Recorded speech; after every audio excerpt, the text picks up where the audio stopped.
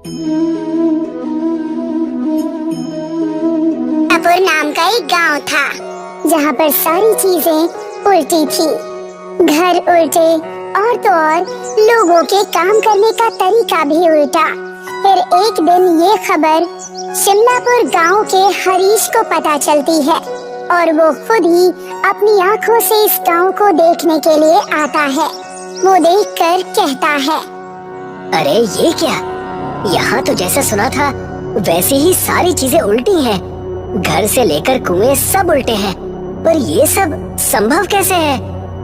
हरीश गांव में जाता है और उस एक आदमी से मिलता है जो अपनी साइकिल उल्टी चला रहा होता है और हरीश उससे पूछता है, सुनिए, क्या आप मुझे बता सकते हैं कि यहाँ सब उल्टा क्यों है और आप ये साइकिल उल्टी क्यों चला रहे हैं? मुझे ये तो नहीं पता, पर जब से मैं इस गांव में हूँ तब से सब ऐसा ही चल रहा है। पर तुम ये बात गांव के मुखिया से पूछ सकते हो, उन्हें जरूर कुछ पता होगा। और वो मुझे कहाँ मिलेंगे? गांव में एक बहुत बड़ा पेड़ मिलेगा जो कि गांव में अकेला सीधा पेड़ है। आपका बहुत बहुत शुक्रिया।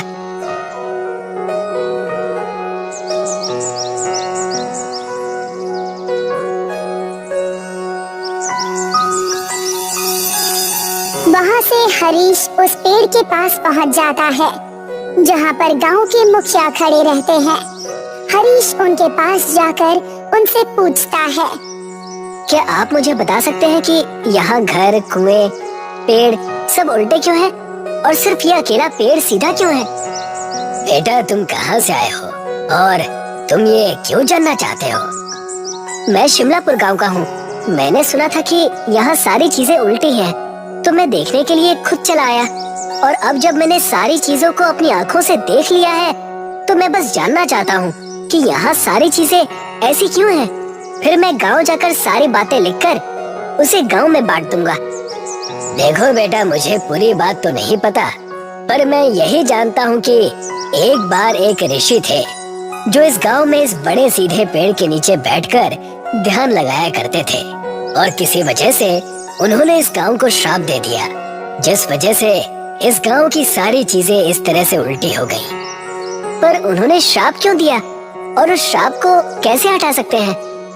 बेटा, ये तो मुझे भी नहीं पता, पर अगर तुम्हें जानना है तो तुम गांव के पुस्तकालय में जाकर खोजबीन कर सकते हो। शायद तुम्हें वहाँ कुछ मिल जाए। आपका बहुत बहुत धन्यवाद। वहाँ से हरीश गांव के पुस्तकालय में जाता है।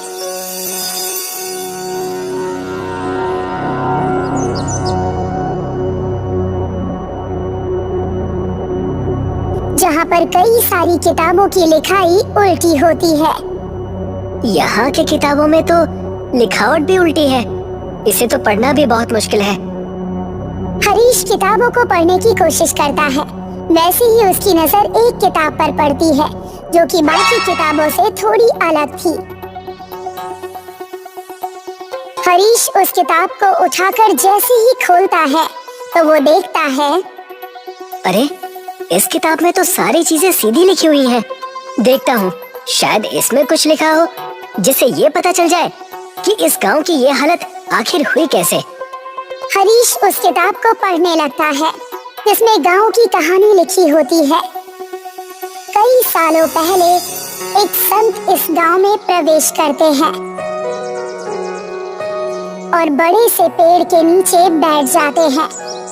उस समय गांव का नाम सीधापुर हुआ करता था और संत जी गांव वालों को सही बातें सिखाया करते थे।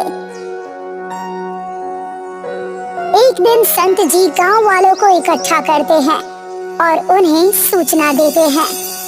गांव वालों, मैंने आप सभी को यहाँ इसलिए इकट्ठा किया है ताकि आप सभी को गांव में हो रहे शिकार के बारे में बता सकूं। आप लोग जो मासूम जानवरों का शिकार कर रहे हैं उसे अभी छोड़ दीजिए, वरना इसका अंजाम पूरे गांव वालों को भुगतना पड़ेगा। ये बात सुनकर कुछ लोग आपस में कहते हैं, इस संत को यहाँ आए हुए कुछ ही दिन हुए और ये हम पर अपना राज चलाना चाहता है। तुम सही कह रहे हो, हम तो अपने शिकार का काम जारी रखेंगे। चलो अपने शिकार के जाल को गांव के जंगल में डाल कर आते हैं। गांव वाले संत की बातों को अनसुना कर देते हैं और फिर से शिकार के कई सारे जालों को जंगल में बिछा देते हैं। फिर एक दिन संत जंगल से गुजर रहे होते हैं। ये गांव वाले शिकार हद से ज्यादा करने लगे हैं और ये सब कुछ अपने शौक के लिए कर रहे हैं। बिना वजह मासूम जानवरों को मारना बहुत बुरा है।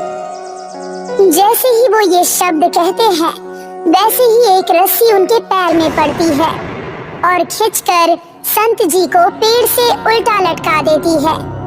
लगता है बड़ा शिकार हाथ लगा है। हाँ हाँ, चलो देखते हैं। जैसे ही वो लोग वहाँ संत जी को उल्टा लटके देखते हैं, वो डर जाते हैं और जल्दी से उन्हें नीचे उतारते हैं।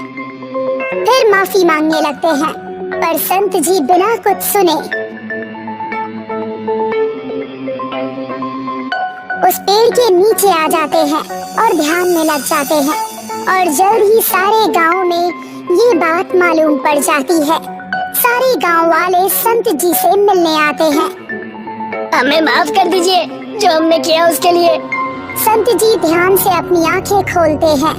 उनकी आंखें क्रोध से लाल हो चुकी होती है और फिर वो गांव वालों से कहते हैं, मैंने तुम्हें पहले ही चेतावनी दी थी, पर जो आज मेरे साथ हुआ मैं उसे नहीं भूल सकता। जिस तरह से मैं उल्टा लटका और मुझे सारी चीजें उल्टी नजर आई, उसी प्रकार ये मेरा इस गांव को श्राप है कि ये पूरा गांव भी उल्टा हो जाएगा और इस गांव का नाम आज से ही सीधपुर से उल्टापुर होगा। गांव वाले ये सुनकर उनसे माफी मांगने लगते हैं और वादा करते हैं कि वो कभी भी आगे से शिकार नहीं करेंगे। ये देखकर संत जी को उन पर तरस आ जाती है और वो उन्हें बताते हैं, एक दिन आएगा जब एक नेक इंसान जो तुम्हारी परिस्थिति पर तरस खाएगा और तुम्हारी मदद करने की कोशिश करेगा, बस उसे मेरे जैसे 100 संतों को अपने हाथों से बनाकर भोजन खिलाना होगा। लेकिन भोजन की सामग्री गांव के हर घर से आनी चाहिए। तब से लेकर आज तक सारी चीजें उल्टी है, बस उस पेड़ को छोड़कर जहाँ पर संत जी बैठा करते थे।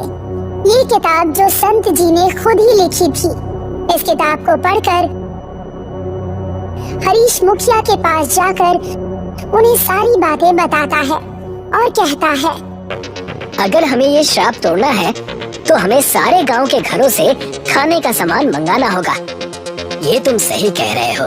मैं आज ही सारे गांव वालों को जमा करता हूँ और उन्हें सारी बातें बताता हूँ। पर वो व्यक्ति है कौन जो हमारी मदद करना चाहता है? मुखिया जी, वो और कोई नहीं, मैं ही हूँ। जब से मैं आया हूँ मुझे आप लोगों की परिस्थिति पर तरस आ रहा है और मैं तो बस आप लोगों की मदद करने का कोई उपाय ढूंढ रहा था, तभी मुझे वो किताब मिली। बहुत बहुत धन्यवाद तुम्हारा बेटा। मुखिया सारे गांव वालों को जमा करता है और सारी बातें विस्तार से बताता है और फिर गांव वाले कहते हैं, हम सारी चीजें करने को तैयार हैं। हमें इस श्राप से मुक्त होना है हरीश, तुम बस खाना बनाना। हम सभी गांव वाले गांव के सभी घरों से तुम्हें खाने का सामान ला कर देंगे। जी ठीक है, तो मैं 100 संतों के लिए खुद खाना बनाऊंगा और इस गांव को इस उल्टे होने के श्राप से मुक्त कराऊंगा। गांव के हर एक घर से कुछ न कुछ सामान आता है और सबको जमा करके हरीश संतों के लिए खाना बनाता है। अगले दिन गांव वाले 100 संतों को बुलाते हैं भोजन के लिए। खाना खाने के बाद उनमें से एक संत मुखिया जी से पूछते हैं, क्या हुआ मुखिया, अचानक से हम सभी के लिए ये दावत कैसी? कई वर्षों पहले एक संत ने इस गांव को श्राप दिया था कि इस गांव की सारी चीजें उल्टी हो जाए, चाहे वो घर हो या फिर पेड़ या फिर कुआं। और उन्होंने कहा था कि ये सभी चीजें ठीक तभी होंगी जब कोई नेक इंसान हमारी इस दशा को देखकर हम पर तरस खाएगा और वो 100 संतों को अपने हाथों से बनाकर भोजन कराएगा और भोजन का सामान गांव के हर एक घर से आना चाहिए। संत हरीश को अपने पास बुलाते हैं। हरीश बेटा, तुमने जो इस गांव के लिए किया है उसे देखकर हम सब बहुत खुश हैं। अगर ये गांव इस श्राप से मुक्त हुआ है तो इसका श्रेय सिर्फ और सिर्फ तुम्हें जाता है। संत जी, ये मेरा कर्तव्य है कि मैं लोगों के लिए अच्छा करूं। सदा खुश रहो बेटा। ये कहकर सारे संत गांव वालों को आशीर्वाद देते हैं और अपने रास्ते निकल जाते हैं।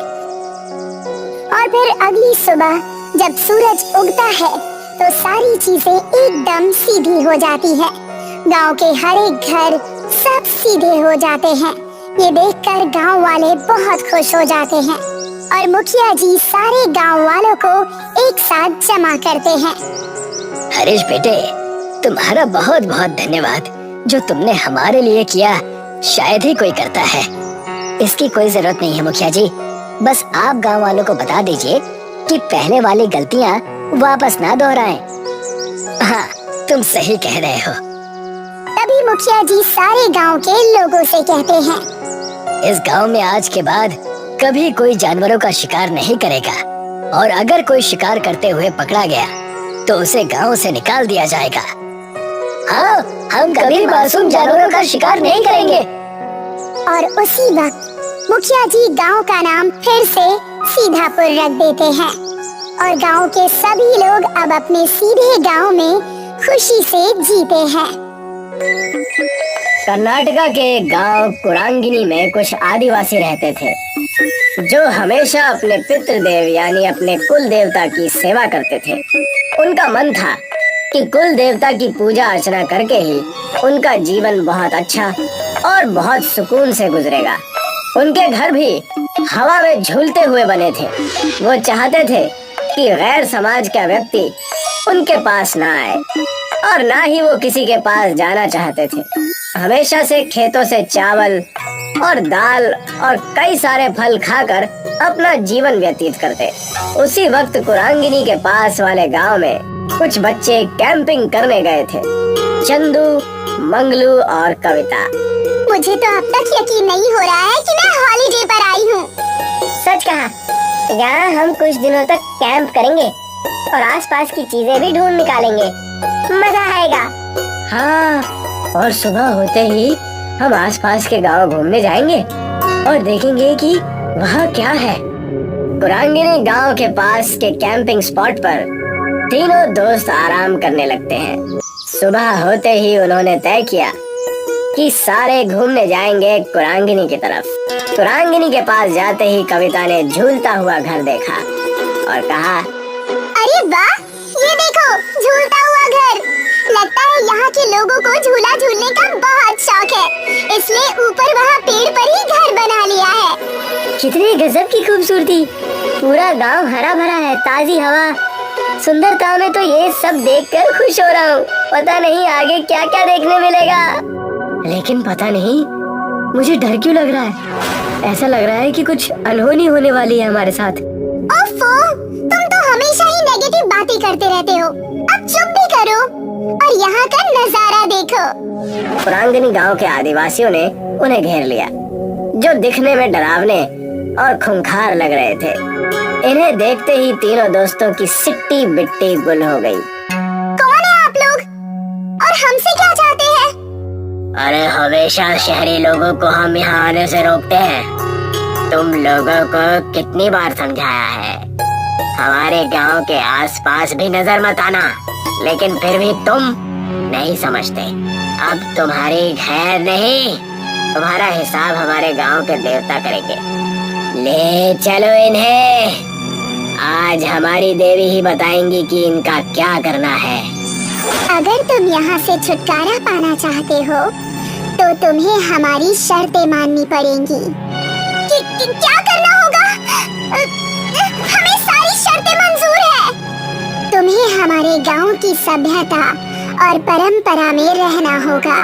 प्रकृति की सेवा में अपना मन, धन सब त्यागना होगा। इतना कहकर प्रकृति की देवी वहाँ से चली जाती है। तुमने सुना, जैसे हमारी देवी ने कहा वैसे ही तुम्हें करना होगा, नहीं तो हमारी देवी नाराज हो जाएगी। अब से तुम कुरांगिनी के निवासी हो, तुम्हें हमारे नियम और कायदे चलाने होंगे और हमारी देवी को खुश करना होगा। क्या आप हमें समझाएंगे कि हमें करना क्या है? हंसते हंसते हमारे रास्ते बंद हो गए और अब ये नया तमाशा आ गया है। जल्दी बताओ हमें क्या करना है, मैं जिंदगी भर के लिए तैयार हूँ। जैसा हमारी देवी ने कहा वैसा ही तुम्हें करना होगा। हमारे तौर तरीके तुम्हें अपनाने होंगे। सारी शहरी चीजें तुम्हें फेंकनी होगी। कविता, मंगलू और शैलेश के पास कोई चारा नहीं रहता। उन्हें उनके तौर तरीके आजमाने ही पड़ते हैं। हमने तुम्हारी सारी व्यवस्था झूलते हुए घर में कर दी है। आज से तुम वहीं रहोगे और हमारा जीवन व्यतीत करोगे। यही सीख और सजा है तुम्हारी। ये रहे तुम्हारे कपड़े। छोड़ दो हमें, घर जाना है हमें जाने दो। अरे चिल्लाना बंद करो और इन्हें देखो। तुम्हें लगता है हमें जाने देंगे यहाँ से? हमें यही इनकी बातें माननी होगी, तब जाकर कुछ होगा। मैंने पहले ही कहा था कि हमें संभल कर रहना चाहिए, लेकिन तुम में से किसी ने मेरी बात नहीं मानी। उन्हें समझ आने लगा था कि प्रकृति सबसे बढ़कर है। ये रहा तुम्हारा भोजन, इसे खाकर हमारे साथ खेत में काम करने चलो। ये क्या है? मुझे ये सब करने की आदत नहीं है। दिखने में तो स्वादिष्ट लग रहा है। मंगलू, इसे खाकर तो देखो। चुपचाप खाकर हमारे साथ चलो। जैसे ही उन्होंने कुरांगिनी गांव का खाना खाया, वाह यार, ये कितना स्वादिष्ट है। अगर हमें ये खाना हर रोज मिले तो मैं यहाँ से कभी नहीं जाना चाहूंगी। बिना मिलावट के खाने की बात ही कुछ और है। सच कहा तुम दोनों ने। हमें यहाँ कुछ दिन बिताने हैं। इससे हमें एक अच्छी सीख और अच्छी समझ के साथ जाएंगे। तीनों ही कुरांगिनी गांव के लोगों के साथ समय बिताने लगते हैं। उनके साथ खेतों में जाकर खेती, पेड़ों पर चढ़कर फल तोड़ना और कई सारे गांव की परंपरा में भाग लेते हैं। पूरे 1 महीने तक वो कुरांगिनी गांव वालों के साथ रहते हैं। उनके तौर तरीके सीखने के बाद मुखिया कहता है, हमारे गांव में कल मेला लगने वाला है। इस मेले में कई सारे व्यंजन और कई सारे कारनामे होते हैं। इस मेले में हम आ सकते हैं क्या? अब तो हम भी कुरांगिनी के निवासी हैं। क्यों नहीं, अब तुम हम में से ही एक हो। तुम यहाँ आ सकते हो। अगले ही दिन तीनों मेले में जाने के लिए तैयार हो जाते हैं। वहाँ पर कविता के माँ बाप कविता को ढूंढते हुए आ जाते हैं। कविता की माँ रोने लगती है। कहाँ थी मेरी बच्ची? हमने तुम्हें कहाँ नहीं ढूंढा।